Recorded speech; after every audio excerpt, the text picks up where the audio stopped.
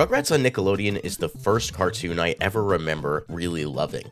It's one of the earliest memories I have. My dad would come into my room and say, after Rugrats is over, it's time to go to bed. And that would be like 6:30, 7 o'clock. So Rugrats would end, I'd turn off the TV, and then I'd go to sleep. I have a lot of good memories tied to Rugrats. So when Rugrats Adventures in Gameland was announced, I was really excited to see what it was all about. If you don't know, Rugrats Adventures in Gameland is a 2D side-scrolling platformer set in the world of Rugrats. You can play as Tommy Pickles, Chucky Finster, or Phil and Lil DeVille. Interestingly, no Kimmy or Dill, so this is OG Rugrats. So the game starts with the babies and Angelica being watched by Grandpa, and if you've ever watched the cartoon, you know that Grandpa will eventually fall asleep, and the babies and Angelica will get up to some nonsense. Naturally, Angelica decides they're going to play a game and that she's going to be the boss. And as usual, the babies really aren't into that idea.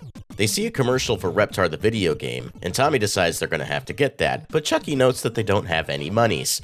So the babies decide to collect some Reptar coins in order to buy the game.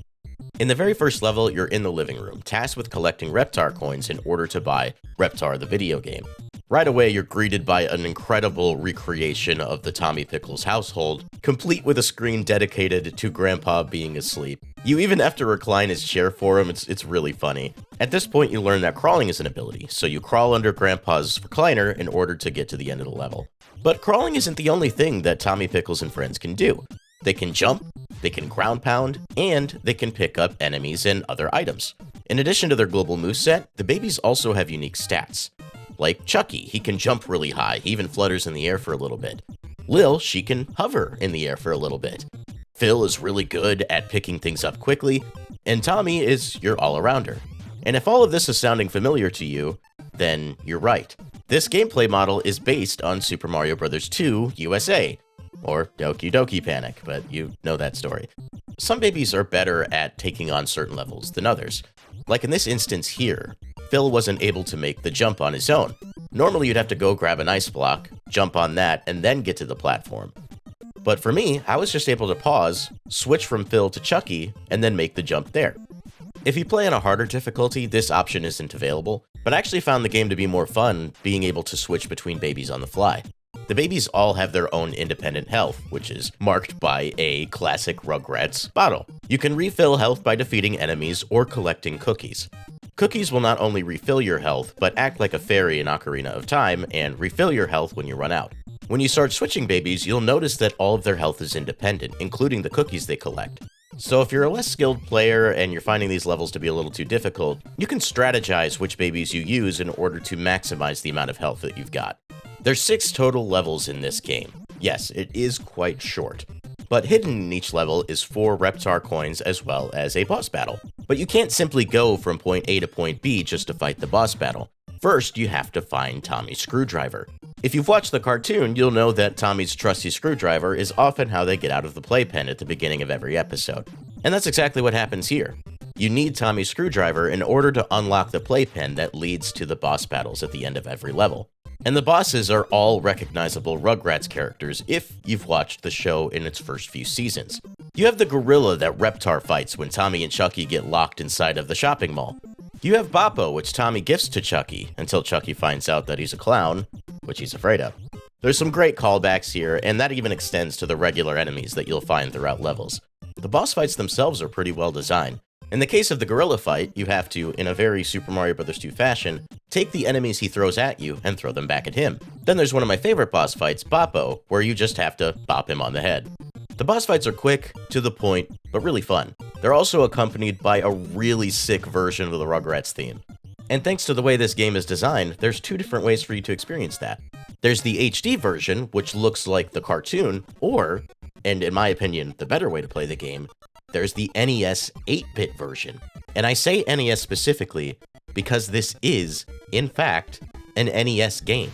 A new NES game. It was designed as an NES game first, so if you're playing the HD version and you find that things feel maybe a little stiff or strange, it's because you're actually playing an NES game. I found personally that switching to the 8-bit mode made the game feel better. And I don't know if that's just me. I'm curious what other people will say when they get their hands on the game. What's cool about these 2 different versions of the game, though, is that you can mix and match both the visuals and the soundtrack. So if you want the HD visuals but the 8-bit soundtrack, you can do that. If you want the reverse, that's okay too. You can even change the backgrounds on the 4x3 version. But one setting really surprised me, and that's the CRT filter.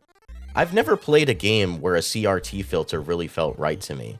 But this game not only gives you the scan lines, but it also gives you a subtle flicker. And it's a really accurate flicker to what playing on a CRT would feel like. So to my own surprise, for the first time ever, I played an entire game with a CRT filter on. It just felt right. So while I did play this on Nintendo Switch, they are releasing an NES cart version of this game that works on a real system. And that's just insane to me.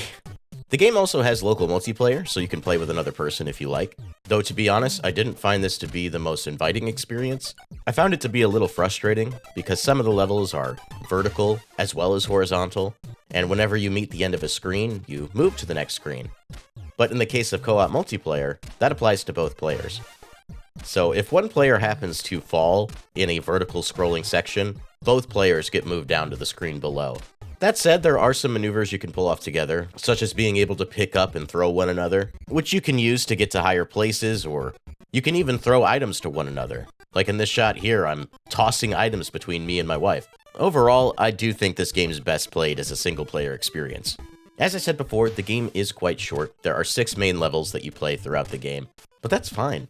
This is a game that invokes, and is quite literally, an NES-era platformer. Even down to the way licensed games of that era felt. A lot of licensed platformers of that era would have very similar level and enemy designs. If you've ever watched an Angry Video Game Nerd video, you know what I'm talking about. But it's done here to great effect. This feels like a game that was born from that era, but it's not. It was born in this era, and that's so cool. I'd really like to see more licensed media from that era get this treatment. In the end, if you're a classic NES platformer fan and a Rugrats fan, this is an absolute must-buy. If you're a casual Rugrats fan and a casual NES fan, I don't know if this is going to blow your mind, and it certainly won't last you a long time, but I think there's a lot of value here. I'd love to see Rugrats get the Super Nintendo treatment with a longer game next time. But what we have here is pretty good.